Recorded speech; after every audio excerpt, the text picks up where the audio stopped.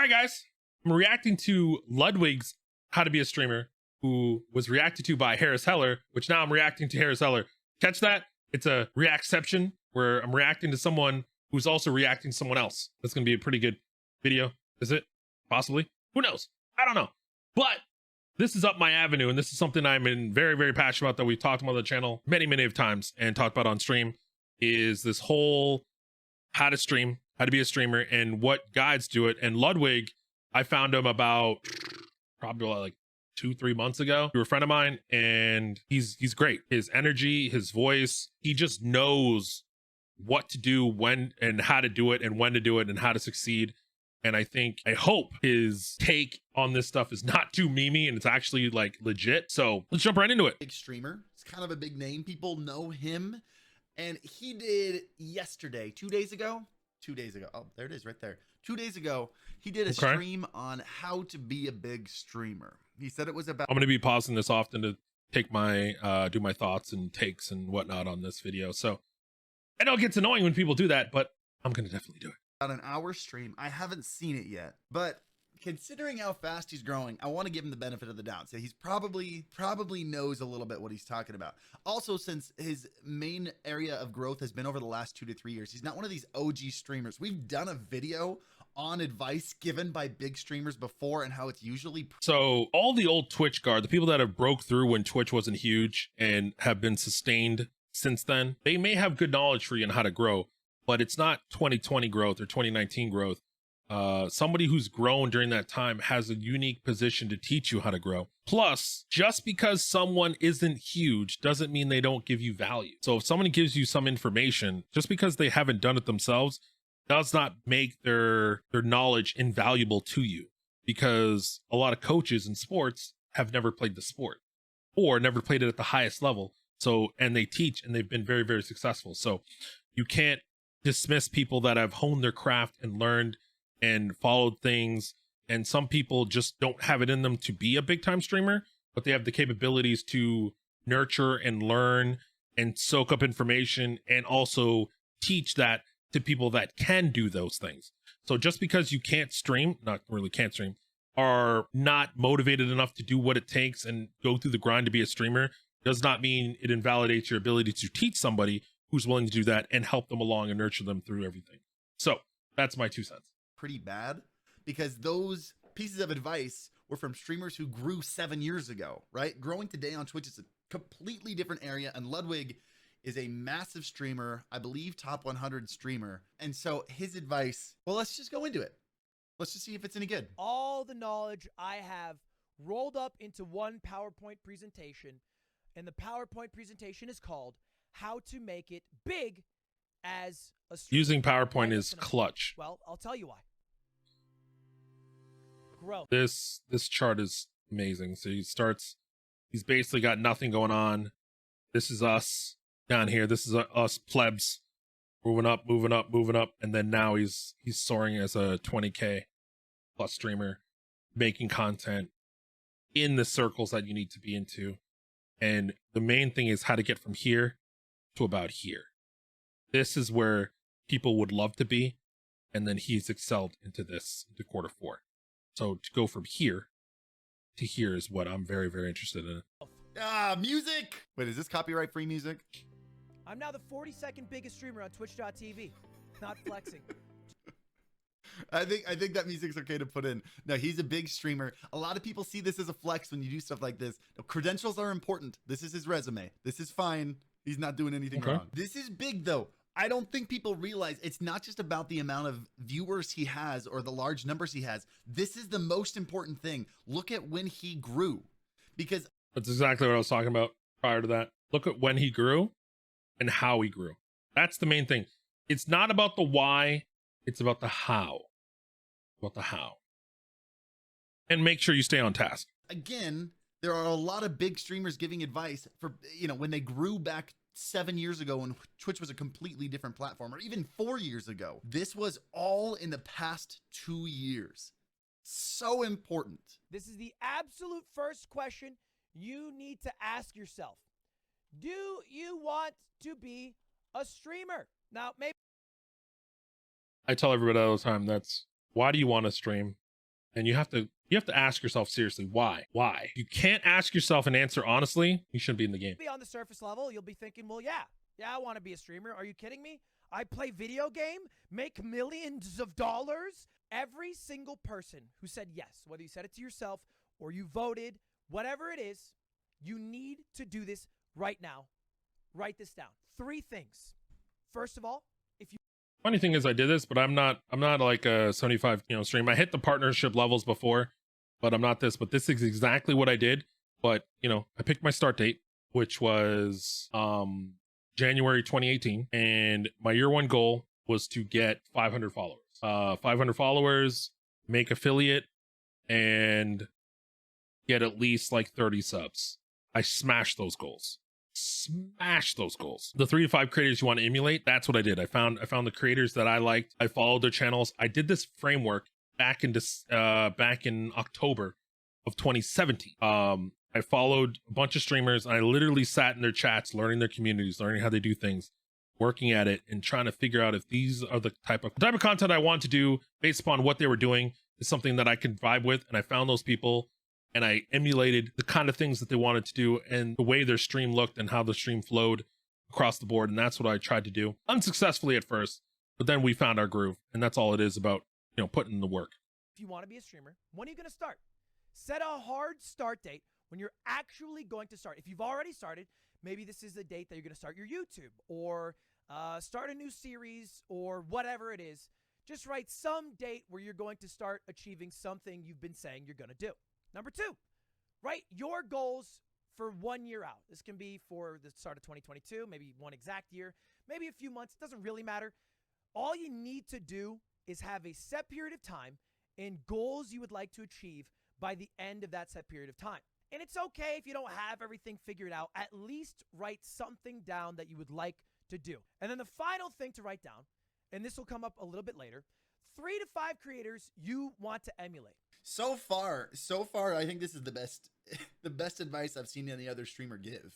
It is actually like actionable things you can do. I'm going to start on this date, so you can prepare to start on that date. You set 1 year goals. Goals are super important. Goals allow you to start moving forward and doing something. And the 3 to 5 creators you want to emulate is a big deal. I have those myself as well. Having creators you look up to that you can refer to and get ideas from and inspiration from is a big deal. There's one thing that I feel like this missed, because I feel like a lot of this is like starting, but not enough of this is direction. If I could add like one more thing to this list, I would say figure out what type of content you want to make. Like have some kind of basic idea, whether that be playthroughs, whether that be tutorials, whether that be some kind of creativity or art like photography.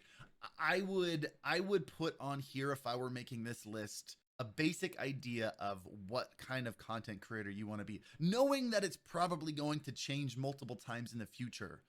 But these are going to be very overwhelming if you don't figure out what you're going to start doing.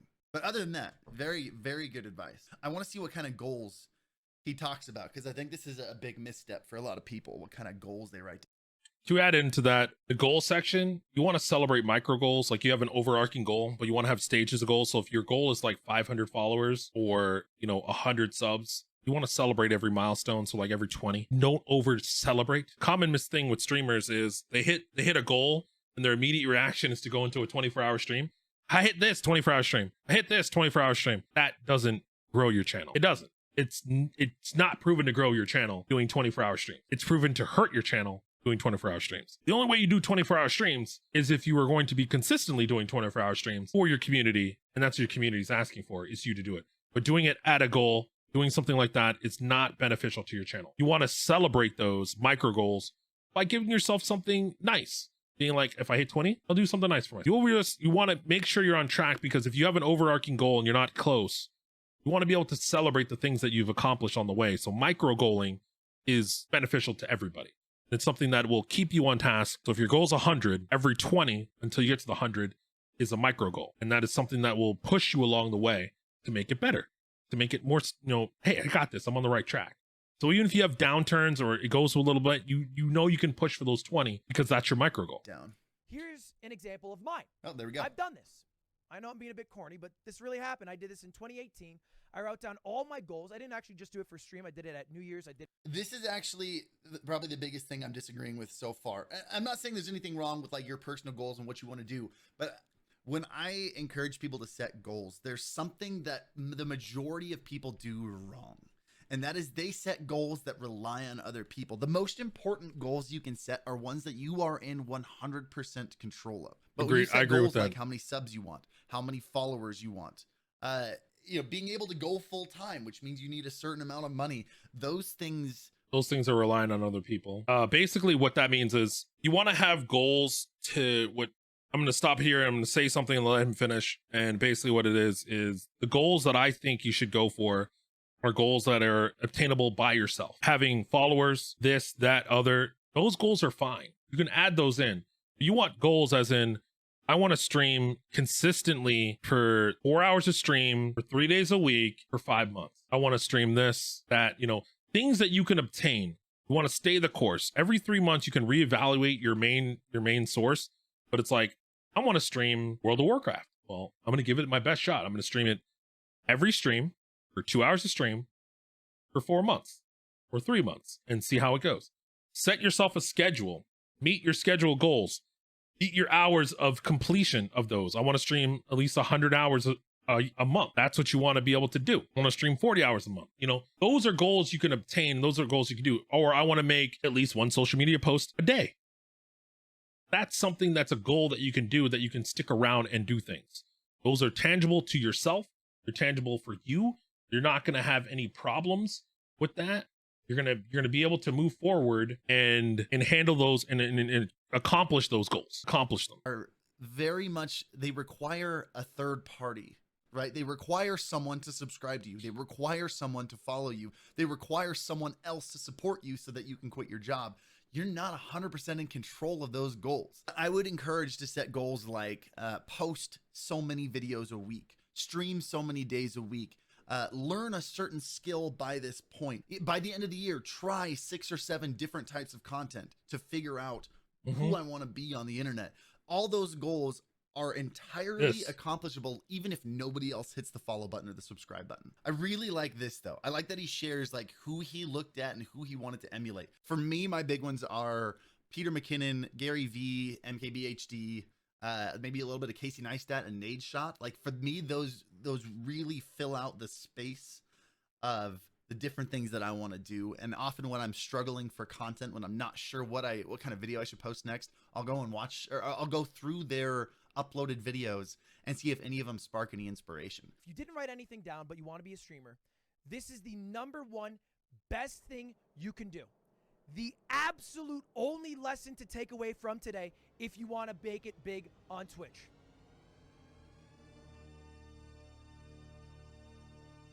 Quit.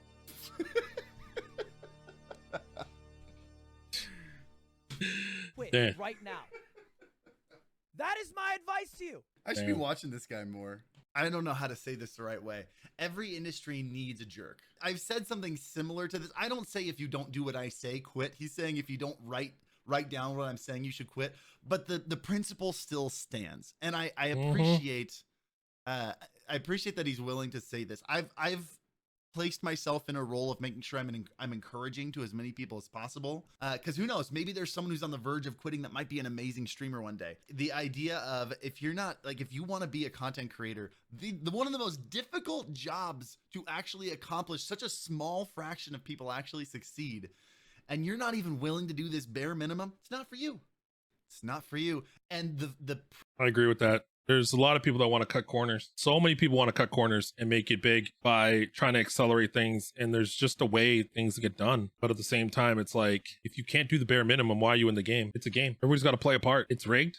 It's not, actually, I wouldn't say it's rigged. It's accessible. People can punch through it and make it. And many people have at different walks of life, different paths, different styles of content have all made it through. And if you're not willing to put in at least the effort that they put in, why do you want to do it? You know what it takes. Everybody's telling you it's long hours. It's a hard work. It's hard work. It's hard work. And it's not just turning on the stream and going live. Like that's the easy part. It's figuring out what your content's going to be consistently, trying new things and losing people based upon those new things that you're trying something that's completely difficult for you. It's hard. It's really hard. And it's taxing to know that when you try something new that you're very passionate about, people don't support you, and getting over that and knowing that you want to do these passion projects and they may not pan out. You put a lot of effort into setting up, doing research and doing everything. And then you just go live with your passion project and it falls flat. But then are you going to work at it every single time and keep pushing through on your passion project, or are you just gonna be like, didn't work out, I'm gonna give it up? Like for me, I'm trying this hockey thing. I know it's not for everybody. It's an uphill climb, but it's what I want to do. It's a passion project. Regardless if I do it for nobody or do it for myself, I'm doing it for myself because I love it. And eventually, if I work hard at it and I keep going,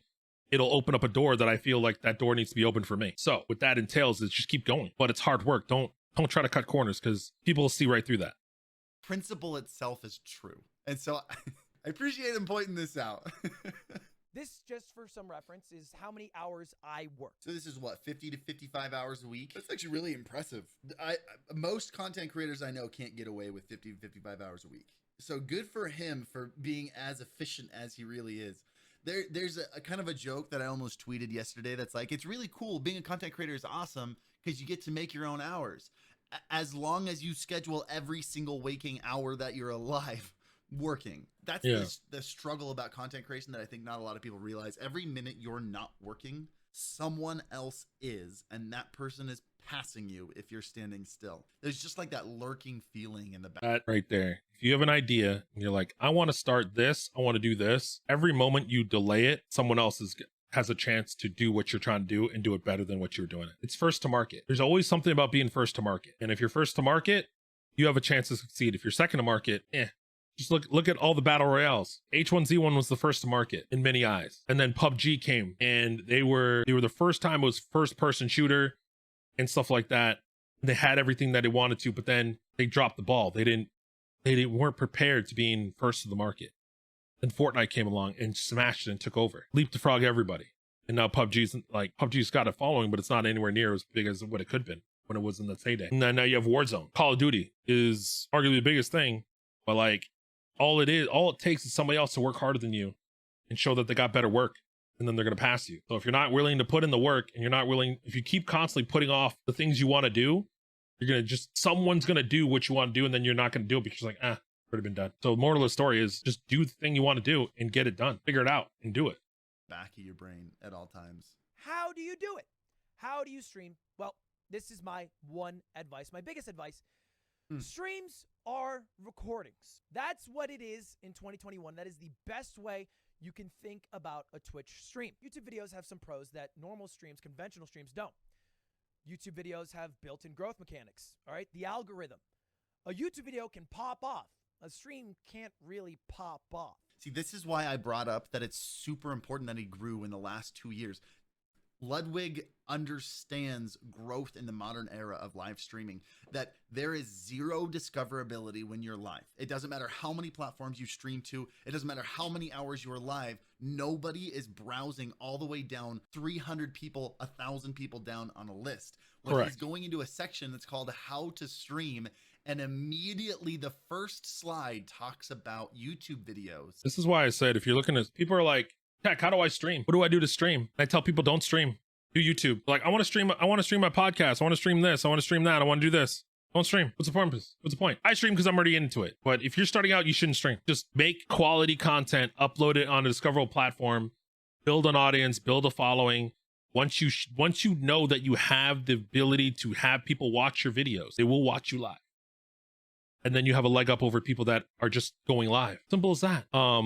All of this stuff that I'm doing now is all going to go onto YouTube because I know that all my passion projects need to be on there or need to be on some VOD content so people can find it when they're looking for that content. And if you're live, how are they supposed to find you when you're live, when there's so many other people there that have established communities and stuff like that? Some people will find you because they want to search for those. They want to dive. They want to delve deep. You can't rely on those because there's not that many people that do delve it. So you have to stand out. And the only way to stand out is to be searched. And if you can't be found, how are people supposed to find you and grow your channel? Food for thought. Versus being live. Let's keep listening. There's no way for you to know that that is happening, and nobody is digging through the 5,000 zero viewer Andys, one viewer Andys on the just chatting section. That's what. So you won't find me. Exactly. So that's why Twitch fails in that aspect. YouTube doesn't. It's just a fact that VODs are absolutely terrible on Twitch, and I don't see that changing. And so the permanence of a YouTube Jeez. If Twitch had a better VOD content or a clip managing system where you can see the top rated clips, top viewed clips, sectioned out by games, oh my God, that'd be discoverability right there in VOD content. No one do it. Whatever. video means that even if it doesn't do well in the first month, maybe a month or two from now, you'll be able to look back and be like, oh, this video actually did well. I think he's going to talk about something that I really do feel like I've neglected on this channel. I've done it a couple times, but he's talking about how your streams can be used for YouTube content, which is a very powerful tool. I talk a lot about how it's 100% something everybody should be doing. Instead, your YouTube content should I be fail at that big time. original content, but there's another way that you can do this, which is streaming your content and planning your live content around making YouTube videos out of it later. He streamed this entire higher low thing. I don't know exactly what higher low is, but he planned this whole stream around the idea, the plan to cut it down and post it on YouTube later, because he understands that you can make good YouTube content out of live content. This is probably how he manages to only work 55, 60 hours a week and still make good YouTube, consistent YouTube, and lots of live streaming content, because he plans his streams around future YouTube videos. That is the key. You plan to stream, that's the key. I said don't stream to YouTube. If you actually map out your streams to incorporate a YouTube video every time you do a live and tailor what you want to happen in a YouTube video and have somebody edit that or edit that yourself, you have content. You just basically double dipped. You did a stream, now you're doing that. So that's what I recommend. In order to appeal to all these mechanisms and algorithms that just help you grow so much. And then finally, every YouTube video is a lottery ticket. Like I said earlier, if you upload a YouTube video, it has a chance to pop off. It really does. If you go live, you're never really going to have that chance to blow up. That's true. I was wondering what he meant by the lottery ticket, because that's the thing about YouTube, is I feel like it's a much less of a gamble than Twitch is. But what he's saying is that every time you upload a YouTube video, maybe you never know what YouTube's algorithm will love. There are hints and you can appeal to it, but he's saying that every single video you post is another chance for a video to take off and give you a lot of growth. That's exactly what my channel was. That's why post what you feel. Just keep posting. If something pops off, you know that's the content for you. At the very beginning, I posted a ton of videos, and then one finally took off. And weirdly enough, after that one took off, a video I posted about 2 months prior then blew up even more than that one that took off. So he's 100% right about this. As you post content and as you work on your titles and your thumbnails, sometimes the YouTube algorithm says that's the video we're going to push today, and that starts your career. Nobody just blew up out of nowhere overnight on Twitch. YouTube can happen overnight. I mean, literally overnight, you can blow up. And you've seen that time and time again. What's interesting is how when he's talking about all these people are like, no, what about this person who blew up? What about this person who blew up? Like someone said Corpse. Do you not know how many subscribers Corpse has on YouTube and how many listens his song have on Spotify? You want to know why he blew up on Twitch so fast? It's because of the following he already had and how much he blew up on YouTube and Spotify. He's 100% right. Collaboration is probably one of the best ways to grow. I am not dumb. I am not oblivious to the fact that I'm interested to see where he goes with this, because I somewhat disagree, but it's much more nuanced than that. I think people put way too much emphasis on this, and especially if you consider hosts and raids a collab. Hosts and raids aren't collabs. I think people get the wrong idea. They're not collabs. And place way too much emphasis. That's why 100% not collabs. A bajillion small streams. I don't consider hosts and raids collabs. I think it's just a passing. You see not many people get an uptick from hosts and raids. Some people stay over the communities. Your loyal followers will check them out, but it's not a huge thing. The main thing you want to do is a collab is actually be a part of their stream or interconnect your streams together. That's a collab, and you both need to be on the same page to make content. Tweeting that is the key. You have to be on the same page to create content. Just playing with a friend is not creating content. That's big streamers saying, hey, do you want to play games with me? Because they think collaborating with them is going to blow them up. And it just doesn't work like that. So I'm curious to see where he goes with collabs. Like, yes, you also have to be good. You also have to have a good bedrock of content. It's not as easy as just streaming with someone. Because I promise you, I've streamed with a bunch of people in Among Us who have 15 viewers when we started and have 15 viewers now. You host a 20 viewer Andy, They're not ready for it. They don't have the content for it. You look back a month later, still a 20 viewer Andy. Okay. So he clarified a little bit, and I still think there's more to it than that. But he did clarify that the collaboration is nothing but exposure. And then after you get after that initial exposure, it is entirely on you to make sure your content keeps people there. However, I feel like his view of collabs is kind of narrow, considering his content has always been very interesting and unique. I see a lot of people collab all the time. I see big PUBG streamers with, 2,000, 3,000 viewers stream with medium-sized ones with, maybe 300 to 400 viewers, and they play almost every day together. They're both PUBG creators, but that 300 to 400 viewer never gets up to the 3,000 unless they get a raid, and then the next stream they're back down to the 300 to 400. It's an interesting balance between being similar enough that there's cross-pollination while also being different enough that they stand on their own. So it's much more nuanced. That's how I feel. That is a perfect analogy right there. Is not really an analogy, but that's a perfect saying when you collab with someone and you realize that a bigger creator is collabing with a smaller creator. You have to be ready. And that's the main thing with the streams. You have to be ready. And what I mean by ready is, what are you going to do when you get a big raid? What is your first thing? You can't freak it. You just got to play it cool, and you got to be ready with your pitch. You got to be ready with your content. Some people like the flashy stuff. A lot of people think you need these bells and whistles and welcome to the stream and do all these crazy things and all this hype and stuff like that. That attracts a certain type of person. If they're coming from a person that's mellowed out and wants gameplay of a game, and you give them Y when they want X, it's kind of different, And also, if you're trying to collab with someone and then somebody's a big streamer, they play all the time, that big streamer, if they want to make the other guy bigger, they have to do a call to action to that small streamer. They have to get people to go over there. It's kind of like, doing that. If that's the goal, it doesn't have to be the goal, but it's also on the person to build their community up and build their stream to a point where it can sustain, as they're talking about now, to sustain all this stuff, to sustain everything that's going on right now and be like, I'm ready for this. You have to have the confidence. You have your pie, you have your slice of pie on Twitch, but you have to have the confidence and to go for it and to be ready to attack methodically when you get a raid or when you're playing with somebody big. You need to make sure that you dial it up to a certain level and say, we're making content together, and also take advantage of those raids, take advantage of those stuff by uploading it to your YouTube channel and highlighting, using that person's name and bringing awareness that, hey, I am playing with said person. I'm with this person, etc. Then just play with people, have content, you grow. Raids and hosts, unless you're big enough to stand on your own and you just haven't gotten the exposure yet that something like Outside Traction can also bring you, raids and hosts do absolutely nothing. What do you stream? This is a very basic question that people always ask. It's maybe the number one question. Maybe the number one question that I see is, what do you stream, Ludwig? Yeah, dude, I get that question a lot. Should I stream a big game that's already really saturated, or should I stream a small game that doesn't have as many viewers, but it's easier to be at the top of the list? And my answer is always, that's completely irrelevant. So let's see what he says. I first and foremost think this question is probably talked about too much. Way too much. As long as you are doing everything in the streams like recordings section, then what you stream doesn't matter. Isn't as important. You know what I mean? Because you can really make anything work.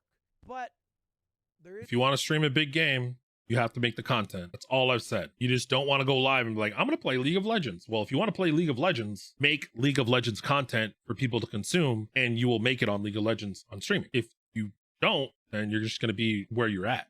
There's one thing that I've done that will always work. It's tried and true. This is the number one thing you need to stream to make it big. The yoink and twist, baby. What everybody else is doing. That's right. Yes. Yes, you do not have to read. What is a yoink and twist? Yoink and twist? What is that? This video Soda Poppin did a few years ago. Oh. Would stream goes shopping for $1,000. You know what he would do in this video? Okay, so he's saying take ideas that already exist and put your own spin on it. Yeah. Which was kind of covered earlier when he mentioned when you look at content that other people are that you want to emulate, people you look up to. Yeah, the emulation. That's part of the emulation. Yeah. You can get ideas from them and you can turn it into your own content, which is 100% valid. It should That be is the largest source of inspiration for your content. 100%. Other people who have done something that work that you can put your own spin, or I guess that's where the twist is. You can put your own twist on. Copying is the best thing on YouTube. 100% true. So he's saying he got the stream idea, the video idea, and then he adjusted the idea that he thought would be a little bit better and more suited for him. And then I'm assuming he was saying he got the thumbnail idea from this Mr. Beast one, and he added them together, and that made his video, which has almost 600,000 views. No, 100%, absolutely do this. If you want to make it big, That's great. That is the best advice. If you learn anything today, that is probably the best advice to grow, is when you have the emulation, find something you like, oh, they did a video on this. Well, I like that. Well, what if I do it this way? Done. You want to be a bigger streamer than me, you're just starting out, you simply have to be better. You have to be a better streamer than I am. Brilliant. You need to do it better than me if you hope to get bigger. It's 100% true. It's 100% true. Also, there's two. I said that to so many people, and they're like, "That's wrong. That's crazy." When if you literally have to work. That's what I'm saying. I've always said this, and I'll say it again.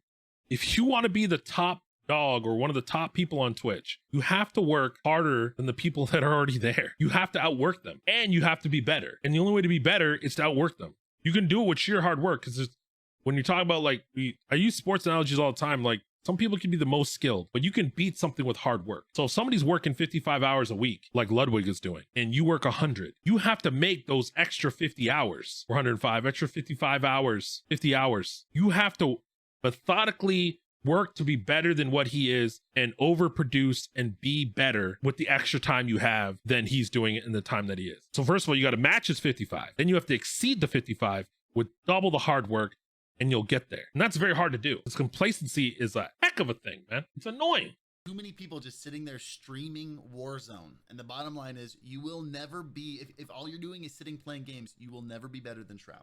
If that's your main draw, people are going to watch Shroud instead. You have to figure out how to be better than everybody else, at least at one thing. If you can figure 100%. out how to be better than everyone else at one thing, 100%. and then surround it with other things that make you fun and unique, that is how you go to the top. You don't have to do that if you just, you don't need, if your goal is the thing is, you don't need to be to the top. Most people are going to be happy with 1,000. Some people are just blowing up. They want more than that, but you want a sustainable viewer base, that the viewer base is sustainable also to help you earn a living. That's all it is.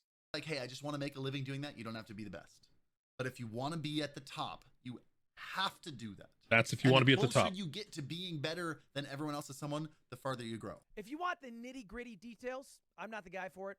It's things like, what mic do I use? When do I stream? What camera do I use? Do I use a camera? Well, just go to Alpha Gaming on YouTube. That's the one place I've seen. I've read it. I've read it as a small streamer. I've read it as a big streamer. I've watched it. The guy knows what he's talking about. Harris Heller knows his shit. He literally does. If you ever want to know the specifics of weird streaming stuff, that's your guy. What a nice guy. Totally your guy. I'm not the best guy for that. No big streamer is, because it's pretty basic info. And